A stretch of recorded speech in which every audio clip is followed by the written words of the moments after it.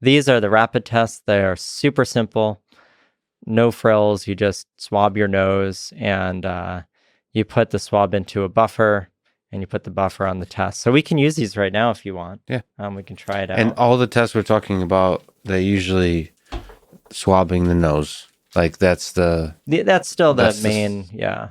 There are some saliva tests coming about, and these can all work potentially with saliva. They just have to be recalibrated.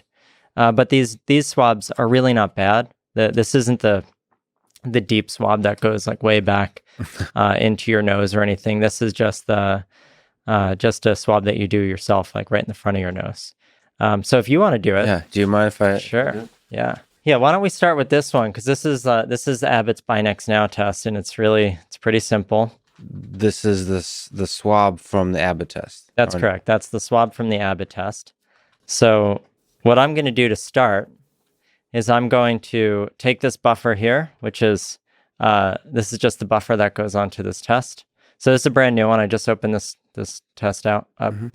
I'm going to just take 6 drops of this buffer and put it right onto this test here. 2, 3, 4, 5, 6. Okay. And now you're going to take that swab, open it up. Yep. And now just wipe it around into the front of your nose. Do a few circles on each nostril. That looks good. This always makes me want to sneeze. Yeah. Okay, now I'm going to have you do it yourself. I'm getting emotional. Hold it parallel to the test. So put the test down on the table. Yep. And then go into that bottom hole. Yep. And push forward so that you can start to see it in the other hole. There you go. Now turn. Once it hits up against the top, just turn it 3 times. 1, 2, 3, and sort of, yep. And now you just close. So pull off that adhesive sticker there.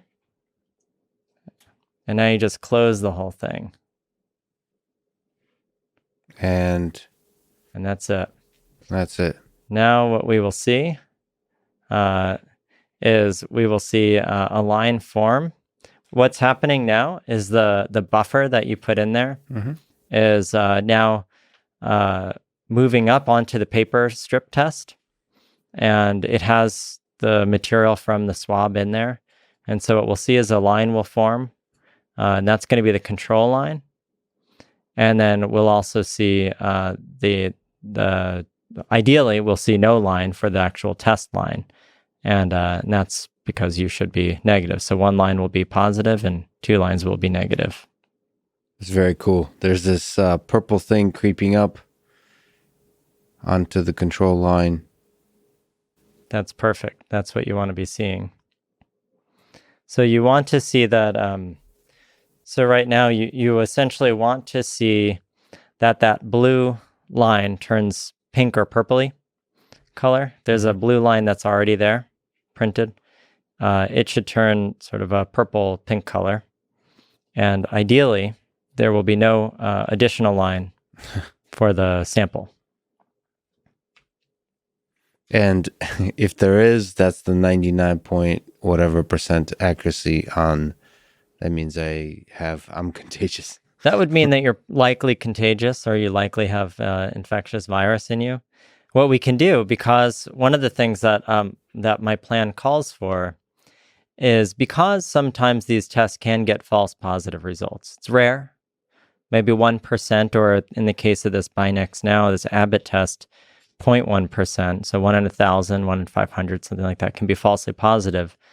What I recommend is that when somebody is positive on one of these, you turn around and you immediately test on a different test. You could either do it on the same, but for good measure, you want to use a separate test that is somewhat orthogonal, meaning that it shouldn't turn falsely positive for the same reason. This particular test here, this detect test, because it is looking for the RNA and not the antigen, this is an amazingly accurate test, and it's sort of a perfect gold standard or confirmatory test for any of these antigen tests. So one of the recommendations that I've had, especially if people start using antigen tests before you get onto a plane, or as what I call entrance screening. If somebody's positive, you don't immediately tell them you're positive, go isolate for 10 days. You tell them, let's confirm on one of these, on a detect test. That is because it's completely orthogonal, it's looking for the RNA instead of the antigen. There's no reason, no biological reason, that both of these should be falsely positive. So if one's falsely positive and the other one is negative, especially because this one's more sensitive, then I would trust this as a confirmatory test. If this one's negative, then the antigen test, would be considered falsely positive. It does look like there's only a single line, so this is very exciting news. That's right. Yep. It says wait 15 minutes to see both lines. But in general, if somebody's really going to be positive, that line starts showing up within a minute or two. So you want to keep the whole, we'll keep watching it for the whole 15 minutes as it's sitting there. But I would say knowing that you've had PCR tests recently and all that, the odds are pretty good. The odds are very good. The packaging, very iPhone-like. I'm digging the sexy packaging. I'm a sucker for good packaging. Okay. Right.